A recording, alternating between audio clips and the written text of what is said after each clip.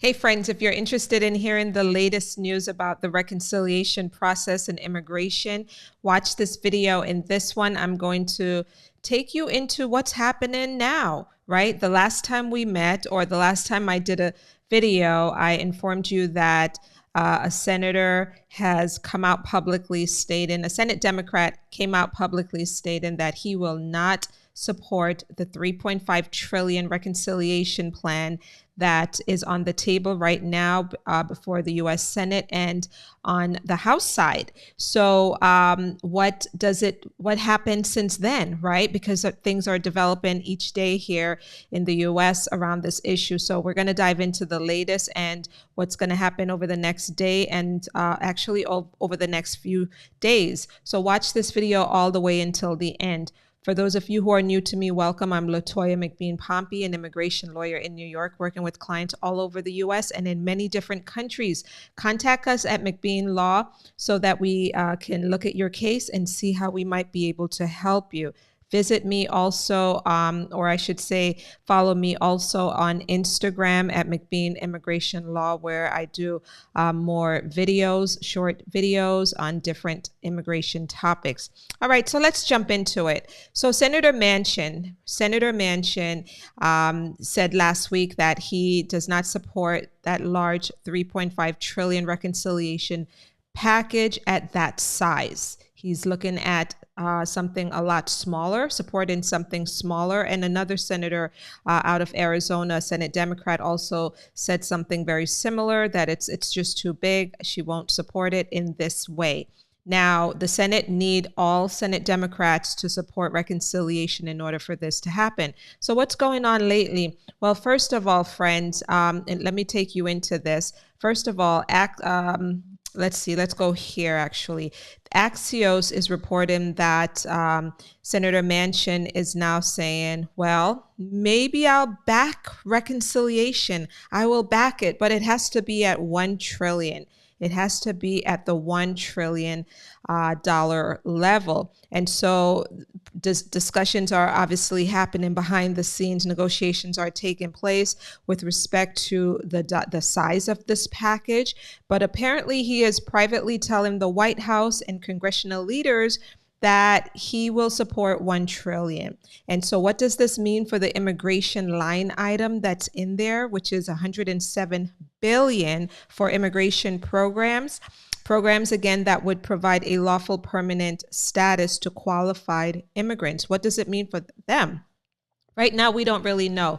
We don't know what it means for that line item, if that line item will take a little cut or whether it's going to stay at the 107 billion. But for now, it looks like Manchin is willing to negotiate and bring that number down to 1 trillion.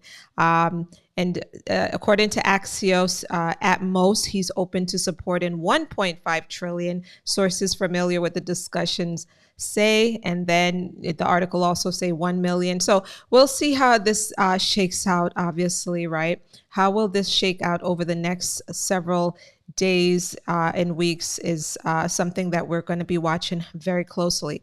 By the way, over the next week or two, we're going to have big things happening with immigration, because by September 15th, remember, that is the big deadline that we're looking at here. By September 15th, the legislature will need to, the Senate Judiciary Committee will need to put out the immigration legislation that we're also eagerly awaiting. Now, what else is going on? Well, what else is going on is Politico, and let me cut out this ad here. Politico is reporting that tomorrow, Friday, September 10th, there's going to be a meeting with the Senate Parliamentarian to talk about the immigration reform that's in the reconciliation plan. Dems to make the case for immigration reform and 3.5 trillion spending bill. And the parliamentarian will be hearing arguments from Democrats on Friday about why this should be included in the reconciliation package. So This meeting is, if anything comes out of this meeting, certainly I'll be able to report out to you on what's going on there. But we're not expecting the parliamentarian to make any particular decision tomorrow. The legislation and other steps need to happen before we get a decision from the parliamentarian about the reconciliation bill. According to this Politico article, it says the Senate Judiciary Committee is taking the lead on crafting the legislation, the immigration provisions of the bill, but it's far from certain that the Senate parliamentarian would rule in favor of including them. And we've talked about this before. We've talked about the fact that her input is going to be key here. And we know that, it's possible for maybe her input to be overruled or something like that. But in terms of precedents for that happening, we really don't have any, right? That I'm aware of, okay? That I'm aware of. And the Politico article goes on to remind us that the parliamentarian ruled against Democratic priorities before. Earlier this year, she rejected the party's proposal to raise the minimum wage to $15 an hour in the $1.9 trillion pandemic relief bill.